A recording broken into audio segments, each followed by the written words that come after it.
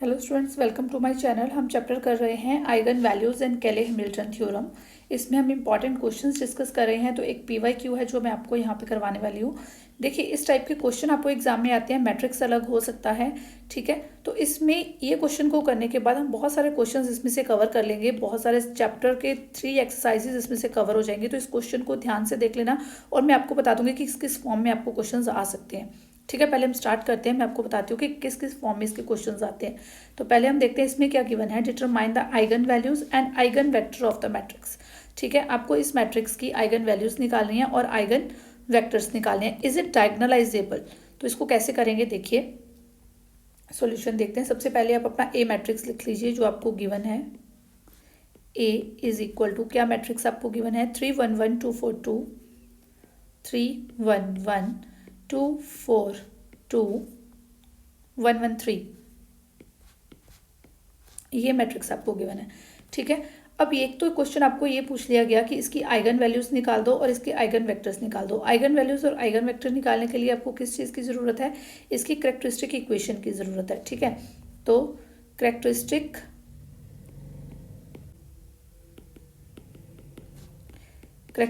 Equation of A, characteristic equation of A किसके equal होती है? A minus lambda I. इसका डिटर्मिनेंट आप लेते हो, दैट इज इक्वल टू 0। तो इसकी कैरेक्टरिस्टिक इक्वेशन चाहिए आपको। अब लैम्डा आई की अगर आप बात करो, आई मैट्रिक्स आपके पास क्या होता है? और 3 मैट्रिक्स है तो 3 बाई 3 ही लोगे आई का भी। तो ये होता है आपके पास आई मैट्रिक्स। अब मैं लैम्डा आई की बात करूँ, वो मेरे पास क्या हो जाएगा? लैम्डा 0 0 0 लैम्डा 0 0 0 लैम्डा, ये चीज़ हो जाएगी। इसका मतलब ए माइनस लैम्डा आई लेके आने के लिए मैं क्या करूँ कि सिर्फ इसके डायगोनल एलिमेंट्स में से मैं क्या कर दूँ? लैम्डा को माइनस करके लिख दूँ, यही चीज़ है ना। तो मैं जैसे कि यहाँ पे लिख दूँ 3 माइनस लैम्डा और यहाँ पे लिख दूँ 4 माइनस लैम्डा, इस तरह से, ठीक है। तो मैं इसको क्या लिख देती हूँ?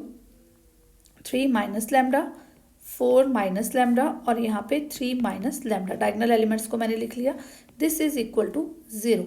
अब बाकी के एलिमेंट्स हम अपने लिख लेते हैं। 2 2 1 1। क्लियर हो गया? कितना इजी हो गया इसको लिखना। जस्ट आप क्या करोगे, इसके डायगोनल एलिमेंट्स में से लैम्डा माइनस करके इसको लिख लो। क्लियर हो गया? अब देखिए, अब इसको देख के मुझे क्या पता, इसमें हम थोड़ी ट्रांसफॉर्मेशंस करेंगे। उस ट्रांसफॉर्मेशंस के बाद हमें क्या मिल जाएगा?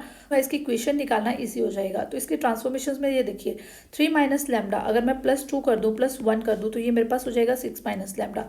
अब इसको देखूँ, यहाँ पे भी ऊपर क्या बन रहा है? 6 माइनस लैम्डा। यहाँ पे भी इसको भी प्लस करूँ तो 6 माइनस लैम्डा बन रहा है। तो इसका मतलब मैं ट्रांसफॉर्मेशन क्या लगाती हूँ, हम चेंज करेंगे R1 रो को और ट्रांसफॉर्मेशन लगाएंगे R1 plus R2 plus R3। आपको मैट्रिक्स के अकॉर्डिंग डिसाइड करना पड़ेगा कि आप कौन से ट्रांसफॉर्मेशन लगाओगे।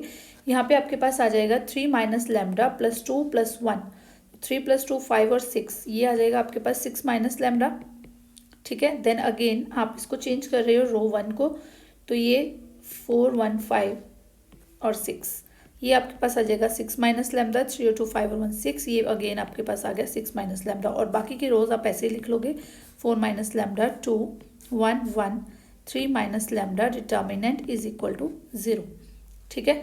अब 6 माइनस लैम्डा जो है वो आपका कॉमन आ रहा है यहाँ पे, तो आप ये ले लोगे। यहाँ पे आपके पास आ गया 1 1 1 2 4 माइनस लैम्डा और 2 1 1 3 माइनस लैम्डा। अब देखिए नेक्स्ट चीज़ हमारी क्या होती है। नेक्स्ट जब भी हमने ट्रांसफॉर्मेशन वाला टॉपिक किया था, मैंने आपको कहा था यहाँ 0 बना लो, यहाँ 0 बना लो। इजी करने के लिए यहाँ 0 बना लो, यहाँ 0 बना लो। अब रो 1 तो हमें पता ही है, तो इजी हो जाएगा ये आपके लिए। तो हम क्या करेंगे, R2 रो को चेंज करेंगे। क्या करेंगे? R2 माइनस 2 R1, ठीक है। देन R3 रो को चेंज करेंगे और वो क्या हो जाएगी? R3 माइनस R1, सिंपल 0 बन जाएगा, ठीक है। तो ये 6 माइनस लैम्डा आपका यहीं पे है। यहाँ पे क्या आ जाएगा? 1 1 1। देन यहाँ पे 2 माइनस 2 0, 4 माइनस लैम्डा -2, तो ये आ जाएगा 2 माइनस लैम्डा, ठीक है। तो 2 माइनस 2, तो ये भी आपकी क्या हो जाएगी? 0। देन अगेन इस रो को चेंज कर रहे हैं, 1 माइनस 1 0 1 माइनस 1 0, 3 माइनस लैम्डा -1, तो ये 2 माइनस लैम्डा, तो ये 0 0, यहाँ पे ये 2 minus lambda is equal to 0।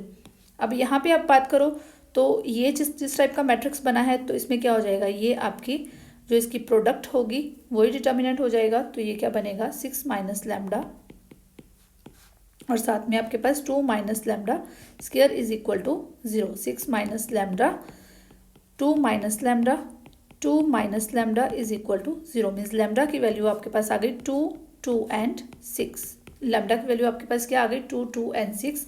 Therefore eigen values क्या आ गई आपके पास, आइगन वैल्यूज आर 2, 2 एंड 6। यहाँ पे देखिए आपका क्या क्वेश्चन कवर हुआ, मैं जैसे जैसे करती जाऊंगी आपको कवर करवाती जाऊंगी। एक क्वेश्चन आपके पास आता है एग्जाम में, करेक्टरिस्टिक इक्वेशन फाइंड आउट करो। एक क्वेश्चन क्या आता है, करेक्टरिस्टिक इक्वेशन फाइंड आउट करो। ठीक है, तो ये जो है ये आपकी इक्वेशन हो गई जी। ठीक है, ये आपकी क्या है, करेक्टरिस्टिक इक्वेशन है। आपको करेक्टरिस्टिक इक्वेशन बतानी होती है तो आप इसको बोल सकते हो, या आप इसको बोल सकते हो कि ये आपकी क्या आ गई है, करेक्टरिस्टिक इक्वेशन आ गई है। दूसरी आपसे चीज़ पूछी जाती है, यहाँ पे मैं मेंशन भी कर देती हूँ, एक आपसे चीज़ पूछी जाती है करेक्टरिस्टिक इक्वेशन। ठीक है, दूसरी चीज़ आपसे पूछी जाती है आइगन वैल्यूज बता दो। आइगन वैल्यूज आपने बता दी। ठीक है, नेक्स्ट थर्ड आपसे पूछा जाता है spectrum of matrix. Spectrum of matrix, अब स्पेक्ट्रम ऑफ मैट्रिक्स क्या होता है, देखिए यहीं पे आपका आंसर इसका भी आ गया, स्पेक्ट्रम ऑफ मैट्रिक्स। अगर एग्जाम में इस टाइप का क्वेश्चन आ जाए तो मीन्स चीज़ वही है जो मैं आपको करवा रही हूँ। अब ये निकल गया, इससे आप स्पेक्ट्रम भी निकाल सकते हो। स्पेक्ट्रम क्या होता है, ये जो आइगन वैल्यूज आई है ना, इसका आप एक सेट बना दोगे, 2, 2, 6, ये इसका एक सेट बन गया, या 2, 6 लिख सकते हो, इसका एक सेट बन गया, तो इसको आप क्या बोलोगे, this is spectrum of matrix. ठीक है, समटाइम्स क्या होता है कि आपको आइगन वैल्यूज निकालने के लिए बोल दी, आइगन वेक्टर निकालने के लिए बोल दिया, और बोल दिया कि स्पेक्ट्रम बता दो। बच्चों को पता नहीं होता कि स्पेक्ट्रम होता क्या है। स्पेक्ट्रम क्या होता है, आइगन वैल्यूज को एक सेट में बंद कर दो। उन्होंने कुछ एक्स्ट्रा नहीं पूछा है आपसे, बस आइगन वैल्यूज को क्या करो, एक सेट में बंद कर दो। तो ये क्या बन गया जी, स्पेक्ट्रम ऑफ मैट्रिक्स। इतना लिखने के लिए आपके मार्क्स कट हो जाते हैं, सिर्फ आपको पता नहीं होता है कि स्पेक्ट्रम क्या होता है। ठीक है, क्वेश्चन यही है, ऐसे ही करना है, ऐसे ही निकालनी है आइगन वैल्यूज, और स्पेक्ट्रम अगर पूछा जाएगा तो क्या करना है, उसको एक सेट में बंद कर देना है। ठीक है, नेक्स्ट किस टाइप का क्वेश्चन इसमें पूछा जाता है, देखिए ये तो एक क्वेश्चन हम कर ही रहे हैं, आइगन वैल्यूज बता दो और आइगन वेक्टर बता दो। ये भी मैं यहाँ पे लिख देती हूँ, eigen values plus eigen vector. ठीक है, ये क्वेश्चन तो आ ही जाता है। अगर करेक्टरिस्टिक इक्वेशन पूछी है, आप यहाँ पे खत्म कर दो। अगर आपको बोला है आइगन वैल्यूज बता दो, फिर आपका क्वेश्चन यहाँ पे खत्म हो गया। अगर स्पेक्ट्रम ऑफ मैट्रिक्स पूछा है, फिर इसको बंद कर दिया हमने एक सेट में, हमारा क्वेश्चन यहाँ पे खत्म हो गया। अगर eigen values plus eigen vector पूछा है, तो आइगन वैल्यूज हम निकाल चुके हैं, अभी हम निकालेंगे आइगन वेक्टर्स। ठीक है, नेक्स्ट हम निकालेंगे आइगन वेक्टर्स। तो हम नेक्स्ट में जब आप आइगन वेक्टर्स निकालते हो, फिर आपको बताती हूँ कि आगे जाके किस टाइप का क्वेश्चन और बन रहा है। ठीक है, तो यहाँ तक आपको पता चल गया। अब हम निकालते हैं इसके eigen vector. Let x is the eigen vector of A। ठीक है, जो x है वो आइगन वेक्टर। आइगन वेक्टर आप कैसे निकालते हो, a minus lambda I x is equal to O. O matrix कहा क्या है, यहाँ पे नल मैट्रिक्स है, 0, 0, 0 मैट्रिक्स है। देन x क्या है आपके पास, ये जो आइगन वेक्टर है x, y, z लिख सकते हो इसको। Now for lambda is equal to 6। ठीक है, अब हमने आइगन वेक्टर निकालना है for lambda is equal to 6। Eigen vector is क्या हो जाएगा, आइगन वेक्टर आपका a minus 6i x is equal to O matrix. ठीक है, अब ये देखिए a माइनस 6i, तो a मैट्रिक्स जो आपको गिवन है, तो ये 6i आपने करना है, तो ये क्या हो जाएगा 6, 0, 0, 0, 6, 0, तो ये 0, 0, 6। ठीक है, a में से आपने इसको माइनस कर देना है, देन आपका a माइनस 6i आ गया। तो इसको कैसे करेंगे, देखिए a मैट्रिक्स आपका जो गिवन है वो हम यहाँ पे लिख लेते हैं। a मैट्रिक्स आपको गिवन है, मैं यही लिख देती हूँ, 3, 1, 1, 2, 4, 2, और ये आपको गिवन है 1, 1, 3। ये आपका a मैट्रिक्स है। ठीक है, आपको चाहिए a माइनस 6, तो आप क्या करोगे, सिंपली a माइनस 6i, तो ये जो डायगोनल एलिमेंट्स हैं उसमें से -6 करते जाइए। ठीक है, तो आपके पास वो मैट्रिक्स आ जाएगा। तो ये diagonal element 3 minus 6 that will be -3, 4 minus 6 that will be -2 and 3 minus 6 that will be -3। ठीक है, और बाकी के एलिमेंट्स हम एज इट इज लिख लेते हैं, ऐसे ही होगा। 2, देन यहाँ पे भी 2, देन यहाँ पे 1, देन यहाँ पे 1, और साथ में आपका है x, तो इसको हम लिख लेते हैं x, y एंड z, और साथ में है o मैट्रिक्स दैट इज 0, 0, 0। इस तरह से आप निकालते हैं आइगन वेक्टर। क्लियर। अब a माइनस 6i, ये लिख लिया। अब यहाँ पे देखो, यहाँ पे मुझे ट्रांसफॉर्मेशंस लगा के यहाँ पे 0 लेके आने। सबसे पहले तो मुझे यहाँ पे कैसे ही 1 मिल जाए, तो मैं क्या करती हूँ, ये वाला जो कॉलम है इसको इधर ले आती हूँ।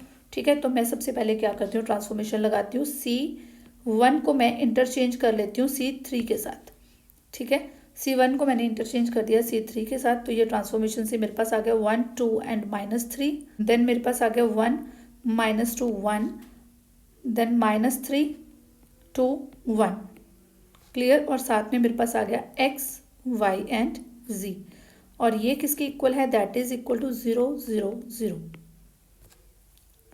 क्लियर। अब यहाँ पे देखिए, अब यहाँ पे 1 आ गया मेरे पास, अब इसको 0 करना है, इसको 0 करना है, इजी हो जाएगा। तो ट्रांसफॉर्मेशंस क्या लगेंगी, R2 को चेंज करेंगे, R2 -2 R1, और R3 को चेंज करेंगे R3 +3 R1, बिकॉज -3 है ना हमारे पास, तो यहाँ पे हम +3 R1 करेंगे। तो ये ट्रांसफॉर्मेशंस लगा देते हैं। सबसे पहले फर्स्ट रो तो एज इट इज लिख लेते हैं, 1 1 -3, अब देन 2 -2 0, देन ये आ जाएगा -2 -2, तो ये आ जाएगा -4, और देन 2 -2 2, और ये -3 इंटू -2, यही हो जाएगा। तो ये हो जाएगा 6, तो 2 + 6, ये आपके पास हो गया यहाँ पे 8। देन नेक्स्ट हमारी ट्रांसफॉर्मेशन है R3, यानी कि -3 + 3, ये हो जाएगा 0, देन ये है 1 + 3, ये हो जाएगा 4, देन नेक्स्ट देखें तो ये है 1, ये 1 -9, तो ये हो जाएगा -8, क्लियर। और यहाँ पे क्या है, x y z, और साथ में क्या है मैट्रिक्स 0 0 0, क्लियर हो गया।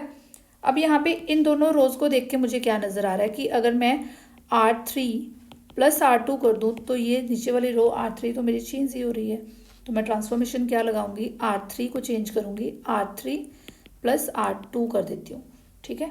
तो ये आ जाएगा 1 1 -3, ये रो चेंज नहीं होगी, 0 -4 8, हम ओनली इसको चेंज कर रहे हैं, 4 4 -4 0, 8 -8 0, यहाँ पे ये 0 हो गया। ये आपके पास आ गया x y z, और देन दिस इज 0 0 0। यहाँ से देखिए इस मैट्रिक्स के अकॉर्डिंग हमारे पास ये 3 इक्वेशंस थी। इस मैट्रिक्स के अकॉर्डिंग जो स्टार्टिंग हमने की, इसके अकॉर्डिंग हमारे पास 3 इक्वेशंस थी, -3x ये वो, हमारे पास ये 3 इक्वेशंस थी। इन 3 इक्वेशंस को हमने ट्रांसफॉर्मेशन से, ये हमारे पास ये क्या आ गया कि ये जो हमारे पास ये कोएफिशिएंट मैट्रिक्स था, ये जो कोएफिशिएंट मैट्रिक्स था इसका रैंक कितना आ गया आपके पास, rank of the coefficient matrix is 2, because ये रो हमारी 0 हो गई है, जो नॉन ज़ीरो रोज हैं 2 रोज ही हैं, ठीक है। तो हमारे पास रैंक ऑफ कोएफिशिएंट मैट्रिक्स क्या आ गया, rank of coefficient matrix is 2, हमारे पास क्या रैंक आ गया 2, ठीक है। Therefore equations have only 3 - 2 = 1 linear independent solution, ठीक है। तो यानी कि एक ही इसका हमारे पास आइगन वेक्टर आएगा, ठीक है। For lambda is equal to x के लिए हमें ओनली 1 आइगन वेक्टर मिलेगा। वो आइगन वेक्टर क्या होगा वो हम देखते हैं। देखिए पहले हम इसको इक्वेशंस की फॉर्म में लिख लेते हैं। ये क्या आ जाएगा अब, x + y - 3z is equal to 0, ठीक है। तो ये क्या आ जाएगा, x + y - 3z is equal to 0। Then next -4y 8z is equal to 0, -4y + 8z is equal to 0। अब इसको निकालने के लिए जो इसकी एक इक्वेशन आएगी उसको निकालने के लिए आप क्या करोगे, z is equal to k ले लो, ठीक है। z को आपने k ले लिया, ये आपके पास आ गया -4y + 8k is equal to 0। तो यहाँ से आपके पास आ गया -4y is equal to -8 and y is equal to 2k, clear. और ऐसे ही आपके पास x की वैल्यू क्या आ जाएगी, x + 2k - 3k is equal to 0, और यहाँ पे x की वैल्यू आपके पास क्या आ गई, दैट इज k, ठीक है। तो आइगन वेक्टर क्या बनेगा, देयरफॉर आइगन वेक्टर इज क्या आ जाएगा आपके पास, k 2k और k, और आइगन वेक्टर आप क्या लिखोगे, इट इम्प्लाइज 1 2 एंड 1। ये आपके पास आ गया eigen vector for the eigen value lambda is equal to 6 के लिए, ठीक है। अब हम आइगन वेक्टर निकालेंगे वैल्यू लैम्डा 2 के लिए। Eigen vector for lambda is equal to 2 के लिए हमारे पास क्या होता है, A minus lambda I X is equal to O matrix या नल मैट्रिक्स। ठीक है, तो ए माइनस लैम्डा आई। अब लैम्डा यहाँ पे क्या है, लैम्डा इज 2। अगेन मैं यहाँ पे अपना ए मैट्रिक्स लिखती हूँ। ए मैट्रिक्स क्या है मेरे पास, 3 1 1 2 4 2 एंड 1 1 3। अब मुझे क्या करना है, अब मुझे 2 माइनस कर देना है सारे डायगोनल एलिमेंट्स में से। सिंपल है। ठीक है, तो मैं क्या करती हूँ, डायगोनल एलिमेंट्स में से पहले 2 माइनस करके लिख लेती हूँ। 3 - 2 1, 4 - 2 2 एंड 3 - 2 1, और बाकी के सारे एलिमेंट्स सब फटाफट लिख लेते हैं। 2 2 देन 1 1। क्लियर। और साथ में आपके पास आएगा x1 y1 z1 then this is 0 0 0। Clear हो गई इतनी चीज़। अब देन अगेन, अब अगर मैं इसको देखूँ यहाँ पे भी, अगर ये तो सिंपल ही है। अगर मैं R3 को चेंज करती हूँ, R3 माइनस R1 कर दूँ तो ये मेरे पास 0 ही हो जाएगा। और यहाँ पे भी मेरे ट्रांसफॉर्मेशन लग रही है तो ये कर लेते हैं हम। ठीक है, ट्रांसफॉर्मेशन कौन कौन सी यूज़ करते हैं, R2 को चेंज करेंगे R2 - 2 R1, और देन R3 को चेंज करेंगे R3 - R1।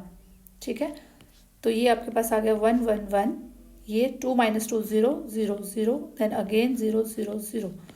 तो ये आपके पास बन गया जी x1 y1 z1, और this is equal to 0 0 0। Clear.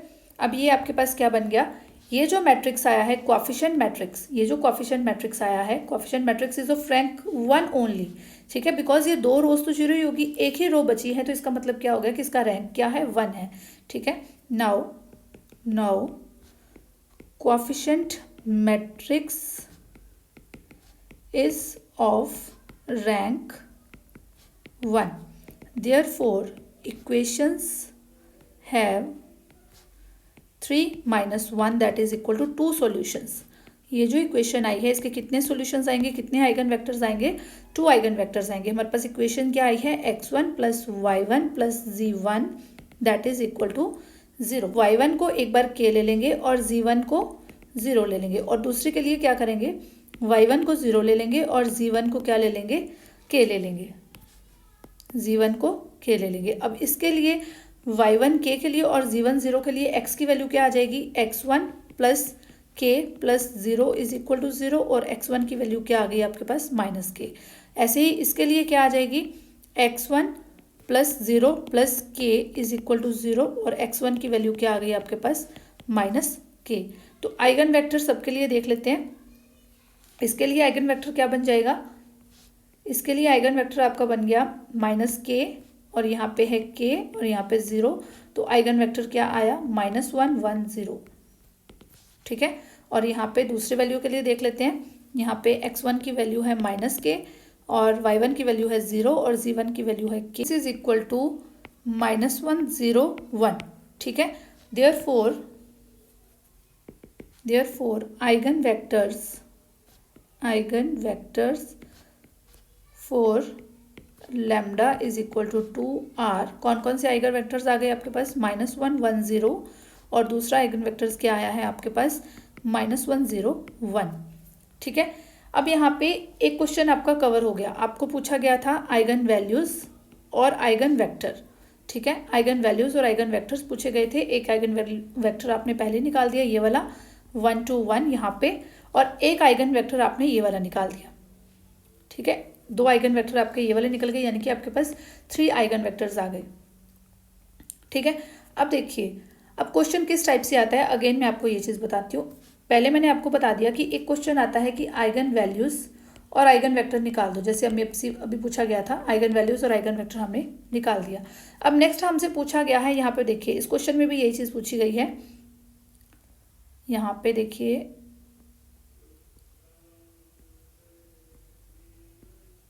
Question देखते हैं हम अपना। यस, यहाँ पे भी यही चीज़ पूछी गई है, is it diagonalisable, is it diagonalisable. Diagonalisable कब होगा, ये चीज़ देखने वाली है। डायगनलाइजेबल कब होगा, अगर आपके पास 3, ये देखिए मैं बताती हूँ, डायगनलाइजेबल कब होगा, डायगनलाइजेबल की बात की है, ये कब होगा, अगर आपके पास आइगन वैल्यूज आ गई, 3 आइगन वैल्यूज आ गई डिफरेंट डिफरेंट, ठीक है। 3 वैल्यूज के लिए आपको 3 आइगन वेक्टर्स मिल जाते हैं। अगर आपको 3 वैल्यूज के लिए 3 आइगन वेक्टर्स मिल जाते हैं तब वो क्या होगा, डायगनलाइजेबल होगा। तो इस मैट्रिक्स को आप क्या बोलोगे, yes this is diagonalizable, yes this is diagonalizable.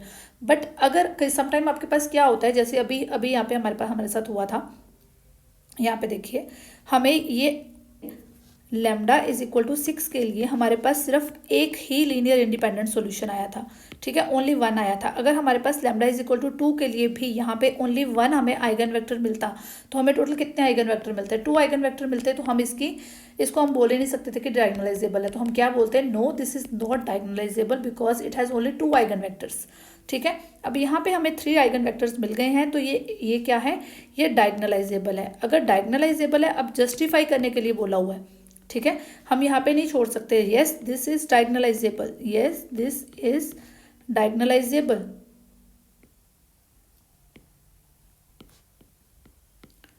But हम यहाँ पे नहीं छोड़ सकते। यहाँ पे क्यों नहीं छोड़ सकते, हम आगे इसको डायगोनलाइज करके दिखाएंगे, बिकॉज उन्होंने नेक्स्ट वर्ड यहाँ पे एक सिंपल सा लिखा है, जस्टिफाई। क्या लिखा है, जस्टिफाई। तो ये जस्टिफाई कैसे होगा वो हम देखेंगे। जो हमारे आइगन वेक्टर्स आए हैं उसको हम क्या ले लेंगे, पी, उसका एक मैट्रिक्स बनेगा, उसको क्या बोलेंगे, पी मैट्रिक्स। तो वो लिख लेते हैं। पहला हमारा आया था आइगन वेक्टर 1 2 1 और हमारे आए हैं -1 1 0 और -1 0 1।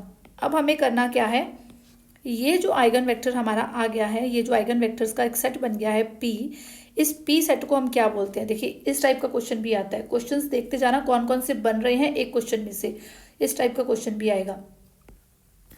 इसको क्या बोलते हैं, find out invertible matrix.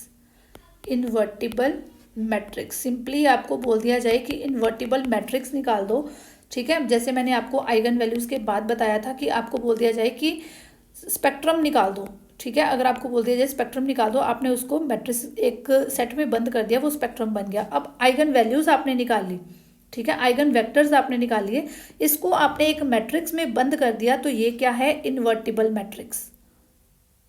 Clear हो रही है इतनी चीज, इस मैट्रिक्स को क्या बोलते हैं, इनवर्टिबल मैट्रिक्स। समटाइम आपको इतना ही बोल दिया जाता है, फाइंड आउट इनवर्टिबल मैट्रिक्स, या फिर ऐसा बोला ही नहीं जाता है कि आइगन वैल्यूज आइगन वेक्टर्स निकालो। वो आपका अंडरस्टूड है कि आप पहले आइगन वैल्यूज निकालोगे, फिर आइगन वेक्टर्स निकालोगे और उनको एक मैट्रिक्स में बंद करोगे, तो ये क्या हो जाएगा, आपका इनवर्टिबल मैट्रिक्स हो जाएगा, ठीक है। तो समटाइम क्या होता है, इन्वर्टिबल मैट्रिक्स पे छोड़ दिया गया। इन्वर्टिबल मैट्रिक्स के बाद नेक्स्ट किस टाइप का क्वेश्चन पूछा जाता है, पी आपने इन्वर्टिबल मैट्रिक्स निकाल लिया, now find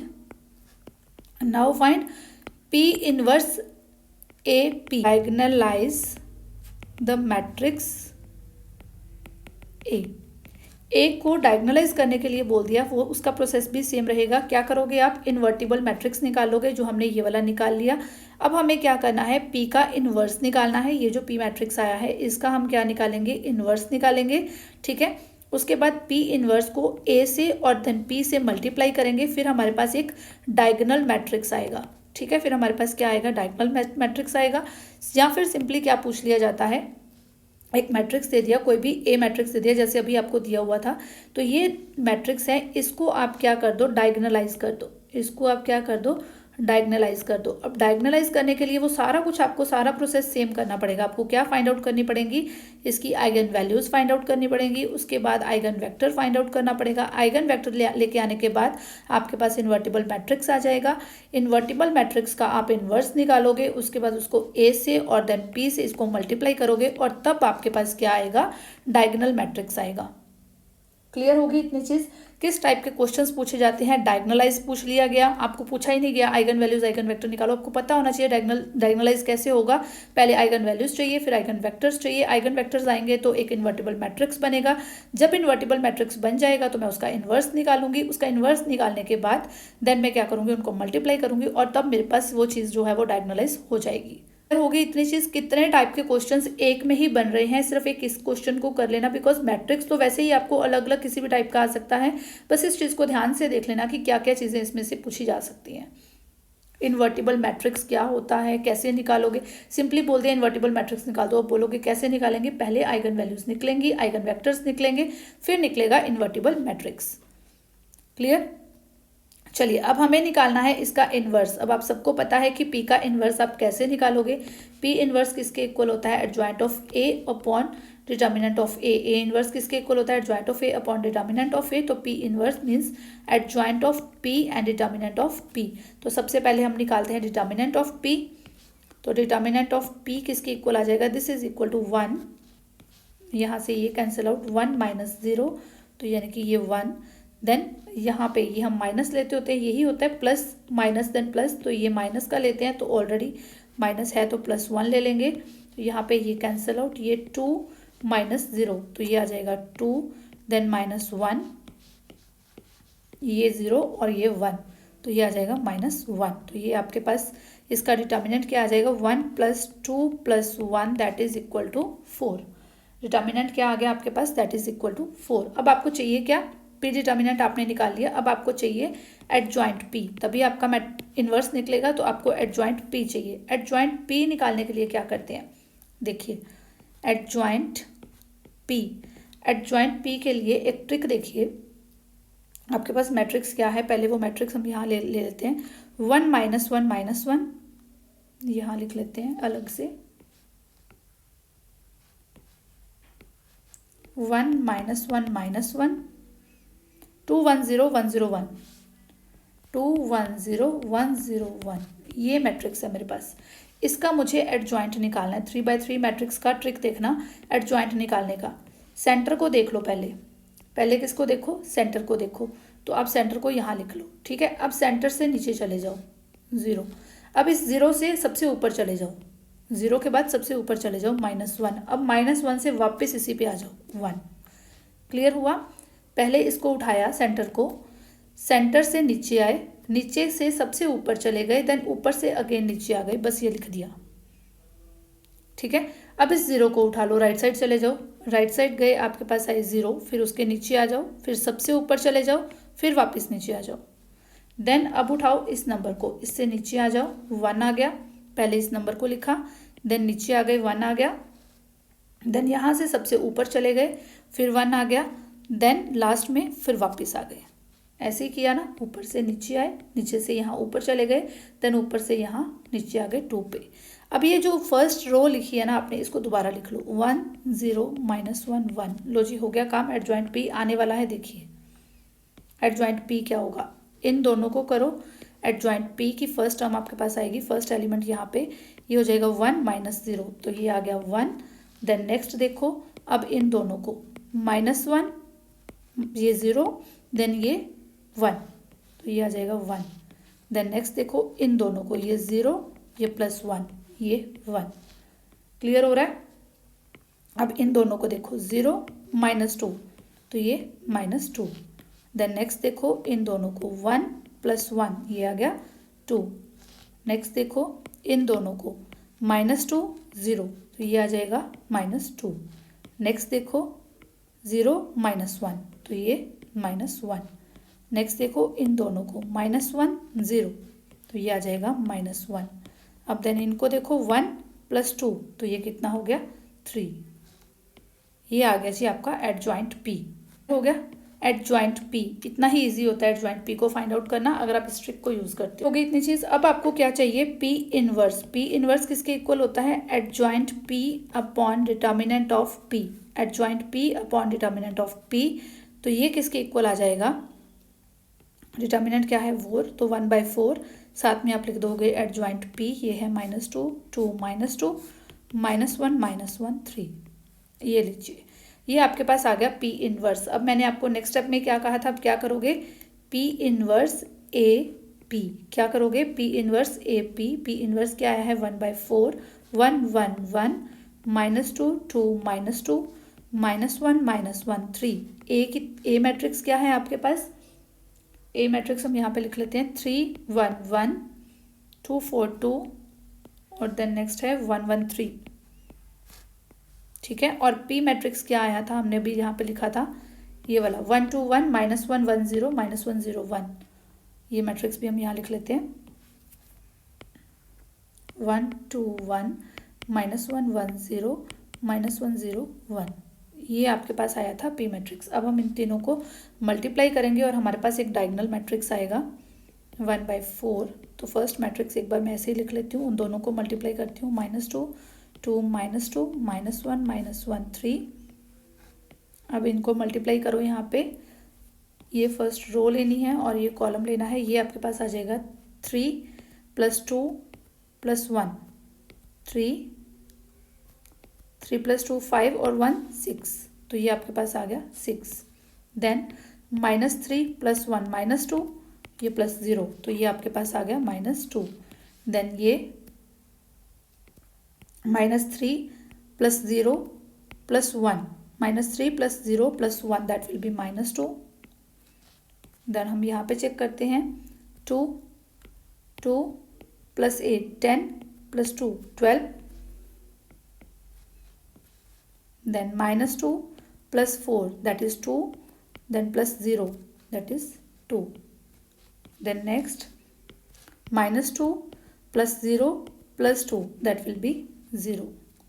then next 1 + 2 3 3 + 3 6। then next -1 + 1 0, then +0 0। then next check करते हैं -1 + 0 + 3 that will be 2। क्लियर। अब देन इनको मल्टीप्लाई करते हैं, 1/4 एज इट इज ही लिख लेते हैं। यहाँ पे ये 6 + 12 + 6 देगा 4। देन नेक्स्ट -2 + 2 + 0, ये आ जाएगा 0। देन नेक्स्ट -2 + 0 + 2, ये आ जाएगा 0।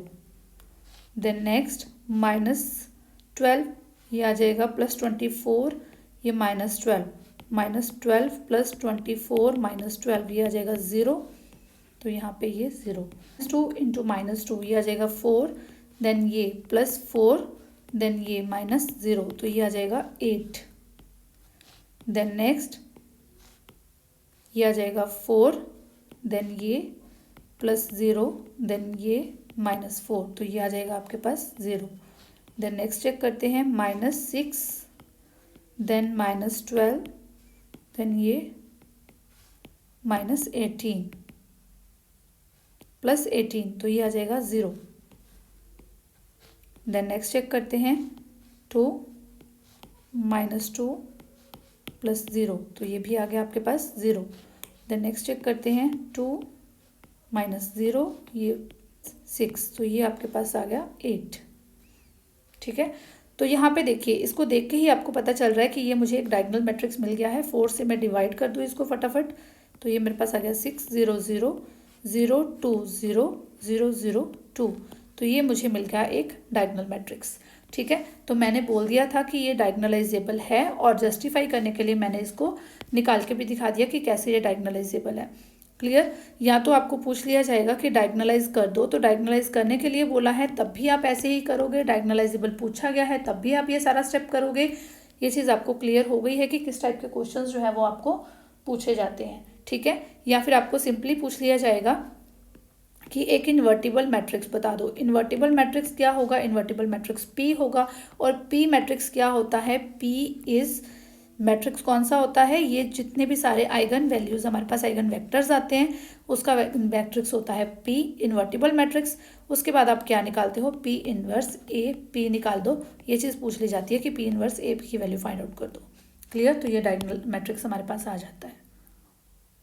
क्लियर हो गई इतनी चीज़। अगर कहीं पे कोई डाउट रह जाता है पूछ सकते हैं, और अगर वीडियो पसंद आई है तो वीडियो को लाइक कीजिए और चैनल को सब्सक्राइब कर लो, बिकॉज ऐसी बहुत सारी वीडियोस और मैं आपके लिए लेके आती हूँ। Thank you and keep watching my videos.